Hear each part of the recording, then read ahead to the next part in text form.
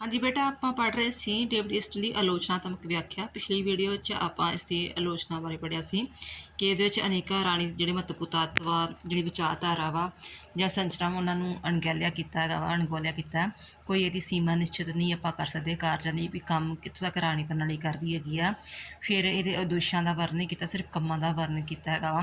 Then after जोड़ा है fourth point क्या है कि जी महत्वपूर्ण सच्चाइयां वा क्रांतियां किवें काबू पाया जाऊगा, शक्ति किद्दां वंडी होई ये बारे वर्णन किया। तो अणविभारक दृष्टिकोण है, प्रैक्टिकल इनू आप लागू नहीं कर सकते है।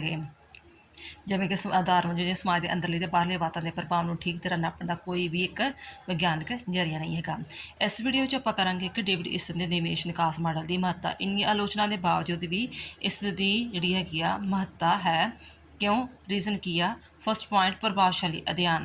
कहते डेविड ईस्टन ने स्वीकार किया है कि राणी प्रणाली में पाई जाने वाली उप प्रणालियां जिमें हित समूह, दबाव समूह, राणी प्रणाली, संघ, ठीक है, जिन्हें भी संघ वगैरह होंगे अध्यापक ला लो, किसान संघ, कोई भी संघ, वो उप प्रणालियां व्यापक रूप में जी पोलिटिकल सिस्टम जी कार्यशीलता प्रभावित करदियां वा। जी शासन चलाउंदियां, सरकारां चलाउंदियां हैगियां, सरकार बनदियां, वो कामां नूं जिहड़ियां उप प्रणालियां प्रभावित जरूर करदियां वा। इस सच्चाई नूं कोई भी अखियों ले नहीं कर सकता है।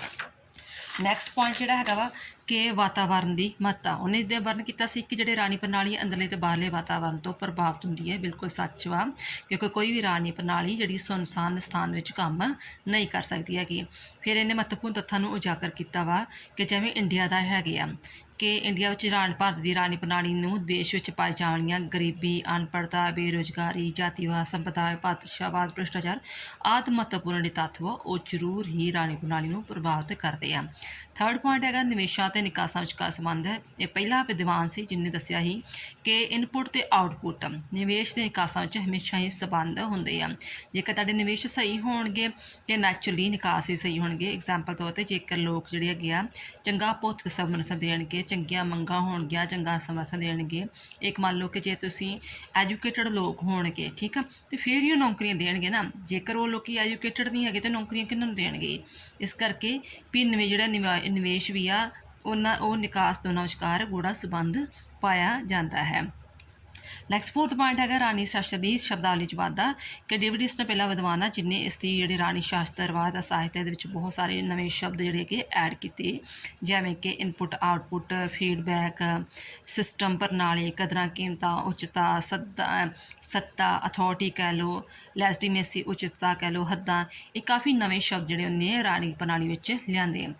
नैक्सट है व्यवहारिक अध्ययन। फिफ्थ पॉइंट में आप कहने कि डेविड ईस्टन का निवेश निकास मॉडल काफ़ी हद तक व्यवहारिक सच्चाइयों के आधारित वा। कैवें, क्योंकि ये एक सच्चाई कि राणी प्रणाली की कार्यशीलता अनेकों जोड़े रस्मी तो गैर रस्मी संगठन और राजनीति तो अराजनीतिक तत्थ जोड़े है प्रभावित करते हैं। तो डेविड ईस्टन ने इन्होंने तत्थों की महत्ता स्वीकार किया। पहले लोग ये चीज़ों स्वीकार नहीं करते कि जो किसान संघ ला लो, अध्यापक संघ ला लो, हित समूह, दबाव समूह, इन्हों की कोई महत्ता नहीं। पर डेविड ईस्टन ने कहा है कि ये भी जोड़े है जाति समूह ला लो, भाषा या कुछ भी है संघ वा, ये भी किसी न किसी तरह राजनीतिक प्रणाली प्रभावित जरूर करते हैं।